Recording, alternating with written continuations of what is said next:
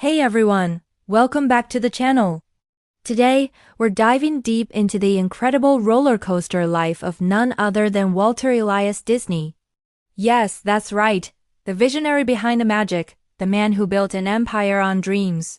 Get ready to be inspired, because Walt's story is a testament to perseverance, imagination, and a little bit of pixie dust. So let's go. Walt's journey began in Chicago in 1901. But the real heart of his childhood was forged in Marceline, Missouri. Imagine a quiet, idyllic farm life, surrounded by animals, where the pace was slow and the imagination could run wild. This wasn't just a charming childhood. It was the fertile ground where the seeds of Main Street, USA were planted. His uncle was a train conductor, and those chugging locomotives, combined with the small-town charm of Marceline, became the blueprint for the theme parks that would captivate millions decades later. You see, even as a little boy, Walt was soaking up the magic that would later define his legacy. But life wasn't always a fairy tale. The Disney family soon moved to Kansas City, and the harsh reality of work quickly set in. Little Walt, barely a teenager, had to wake up at 3:30 a.m. every day, rain or shine, to deliver newspapers for his father. It was grueling work, a stark contrast to the carefree farm life he'd known. This period instilled incredible discipline, but also profound exhaustion. His escape? Drawing. He'd find solace in sketching and lose himself in the wonder of the movies and vaudeville shows he adored. These early struggles, those endless paper roads, taught him resilience and fueled his artistic passion. Then came the ambition of a 16-year-old. In 1918, Walt dropped out of high school and, in a move that sounds like something out of a movie, lied about his age to join the Red Cross ambulance corps in France during World War I. He didn't see combat, but he found another way to contribute. He'd cover his ambulance with hand-drawn cartoons, bringing smiles and much-needed cheer to the troops. It wasn't about fighting. It was about bringing joy through art, a mission that would echo throughout his entire life. Fast forward to the early 1920s, and Walt was back in Kansas City full of dreams. He started his first animation studio, Laugh-O-Gram Films, with his brilliant friend O.B.I. Works. They were experimenting, learning, and creating early primitive animations like the Alice comedies. It was raw, it was innovative. But Walt, for all his creative genius, was terrible with money. Laugh-O-Gram went bankrupt. He was so broke, folks, he famously had to eat cold beans and take baths at the train station. Can you imagine? With nothing left but a cardboard suitcase, $40, and a half-finished reel of his Alice comedies, he boarded a train for Hollywood. He wasn't even aiming to be an animator anymore. He wanted to be a director.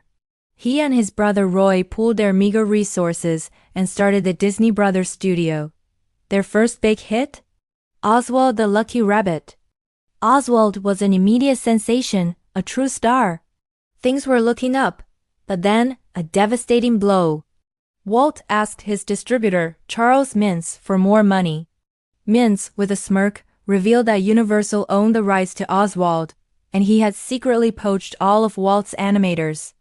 In a single meeting, Walt lost his character, his company's revenue, and almost his entire staff.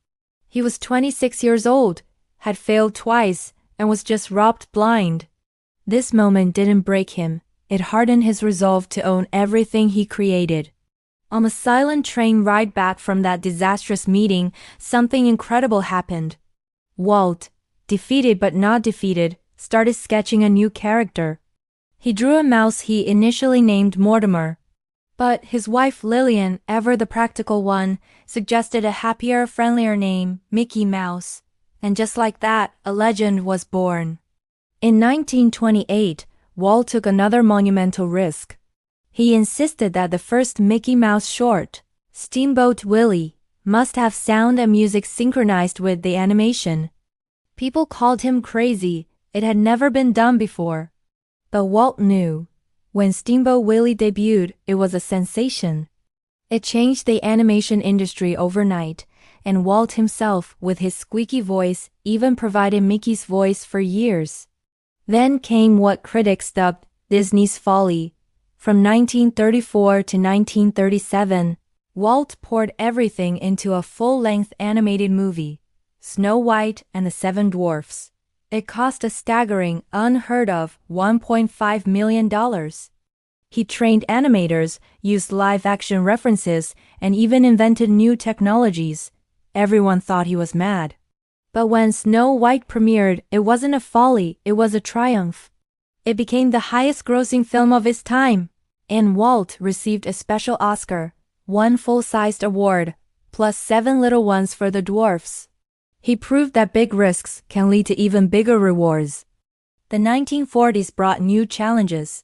Despite beloved films like Pinocchio and Bambi, the studio faced financial woes and a bitter animators' strike in 1941. This was a dark period, briefly fracturing the beloved Uncle Walt image. The studio even pivoted to producing wartime films for the US government, but Walt, ever the visionary, soon spotted a new opportunity: television. In the 1950s, he leveraged TV to advertise his brand and crucially to fund his next grand vision. Shows like the Mickey Mouse Club and the Disneyland Anthology series made him a household name, turning him into America's favorite storyteller. And what was that grand vision? Disneyland. Walt wanted a place where parents and children could have fun together. Not a dirty carnival, but a clean fantasy world. He got the idea watching his daughters ride a carousel while he sat on a bench, wishing there was more for them to do. In 1955, Disneyland opened its gates, though it wasn't without its hiccups. Opening day was nicknamed Black Sunday due to extreme heat, counterfeit tickets, and running out of water. But Walt stood firm. Despite the chaos, the public adored it. It was unlike anything the world had ever seen. Disneyland was a huge success, but Walt noticed the area around it becoming cluttered. He wanted more control, more space. So, in the 1960s, he began secretly buying massive amounts of land in Florida under shell corporations. He dreamed of Walt Disney World, a massive park, but with a city at its heart. EPCOT, the experimental prototype community of tomorrow, a working model for modern living. He was building not just entertainment, but a community for the future.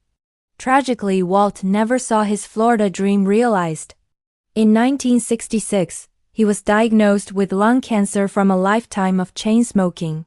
He passed away on December 15, 1966, just 10 days after his 65th birthday. A fascinating detail: his final written words were reportedly the name Kurt Russell scrawled on a piece of paper. Russell was a child actor for the studio at the time, leaving us with a mysterious end-of-life detail. His brother, Roy O. Disney, postponed his retirement to ensure Walt's Florida dream was completed, famously insisting it be named Walt Disney World so the world would forever remember the man behind the magic. Walt Disney's impact is immeasurable. He won 22 competitive Oscars, the most of any individual. He built a global company and left an indelible cultural footprint. He never lived to see Epcot or Walt Disney World open, but his greatest contribution was not the things he built, but the dreams he inspired.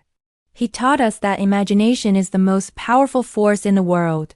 He proved that no matter how many times you fall, whether you lose a rabbit or an entire studio, all you need is a great idea and the courage to make it real. As Walt himself said, all our dreams can come true if we have the courage to pursue them. What do you think was Walt's greatest creation? Let us know in the comments below. Don't forget to like this video and subscribe for more stories of the people who shaped our world. Thanks for watching.